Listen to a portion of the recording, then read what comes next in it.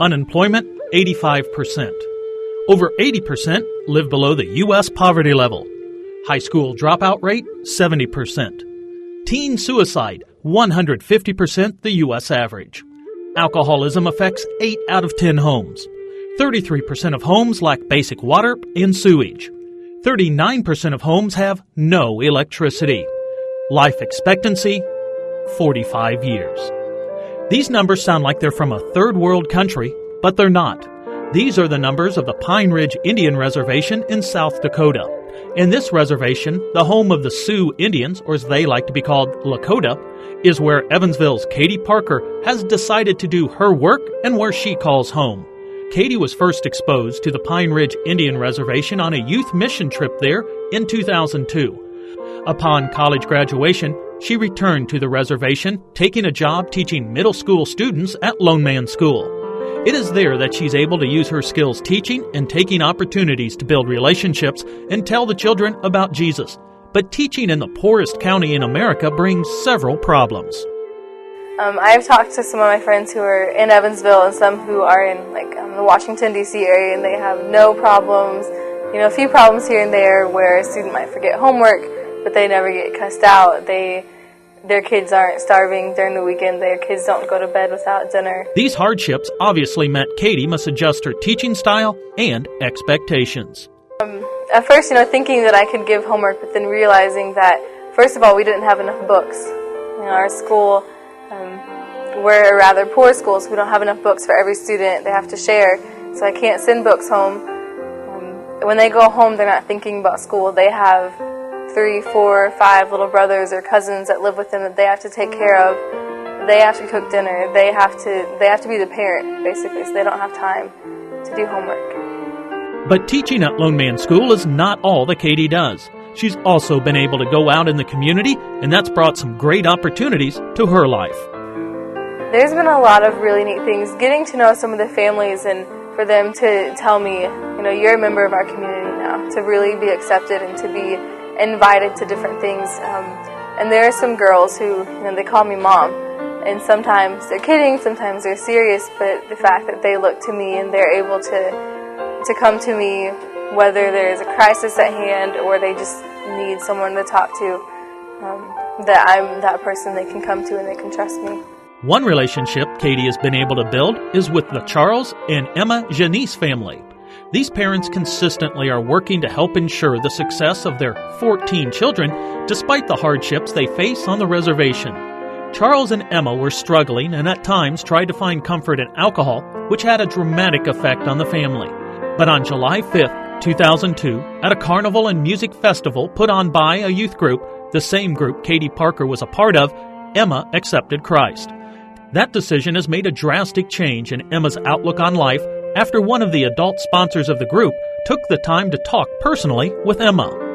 But she kept coming and she kept saying, "Yo, you really have pretty sunsets and you have horses that are so beautiful." And pretty soon I gave up. And she came and she said, "Do you know that there's a man that loves you?" And I said, "Yeah, my husband." She said, "No, he can become your father. He can become everything you could ever dream of. And he'll be more than just your best friend."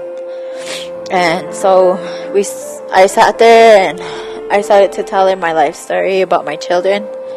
Then we had 10, one on the way. And she just started to talk about Jesus. And I started to cry. I mean, like I am right now, but it always brings tears to my eyes because God really has become the biggest person in my life. And to go through all the stuff I went through from July 5th, 2002 to now, and to see His power, His miracles, how merciful He is to us. It's just been a blessing because my life has changed. I don't look backward anymore like I used to. I look forward. I imply my life to other people. And I share a lot with the kids. I share a lot with a lot of teens. And I really appreciate what God did for me. Emma's husband Charles accepted Christ a few days later. Today, 6 of the Janis children have accepted Christ, and the younger ones have all been dedicated to Christ.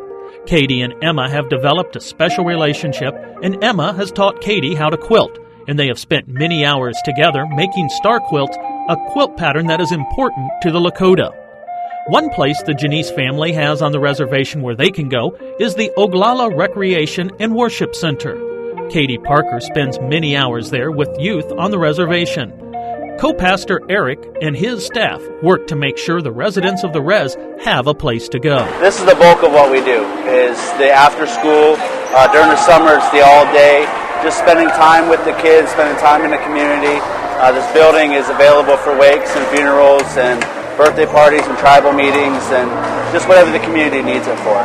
Katie spends many hours at what the locals call the rec. On Friday nights, I go and I hang out with the youth, and especially the young girls that are there from ages about 13 to 18, and we just do crafts, make all sorts of stuff, and hang out, and things that normal girls do, talk about what's in the magazines or talk about what's in the news, and then also make crafts.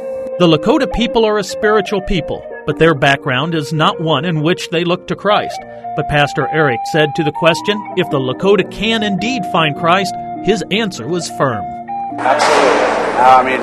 If not, then what are we doing here?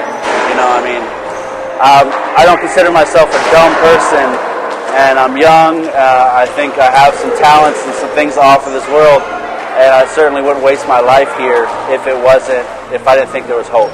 If I didn't think there was a chance for the Lakota to rise up and be the people that God created them to be. Lakota people for God. We don't want to change them into white men. We don't need any more white men in this world. We want them to be who God created them to be, and that's Lakota, but God's child and following after Christ. This is where Katie Parker is doing her missionary work and spreading the good news of Jesus to students and adults alike. So that leads to the question of what can one do to help Katie? First, how to help her with her teaching. There's a lot of ways to help. We're always looking for materials, books. I just got most of the books that are in my classroom last year from a bunch of donations. Katie says not only textbooks are needed, but so are books for pleasure reading, especially books targeting teenage boys that are interested in the outdoors, horses, and hunting. As for her work outside of the classroom, there are also specific ways that you can help. Well, the main thing is prayer, most definitely, especially with, deaths that happen, especially recently. During the week of these interviews, in the community of Oglala, a small community on the reservation, there were 2 suicides, and the brother of one of Katie's students died of alcohol poisoning. But very specifically, for me, I'm always taking Walmart gift cards. My favorite things, because I can go and I can get crafts. I can get people ask me, do you have flour? Do you have sugar? Do you have this? And then I can, if I have that money, I can go buy it and provide that for them. And for the rec, not to sound, I hate always asking for money, but, financial assistance is always needed. They like to take the kids out, go swimming, camping out, and then just games, simple games, things that they can do, things that they can play with. Katie Parker, taking her time and gifts to the Pine Ridge Indian Reservation so she can spread the word and love of Jesus Christ.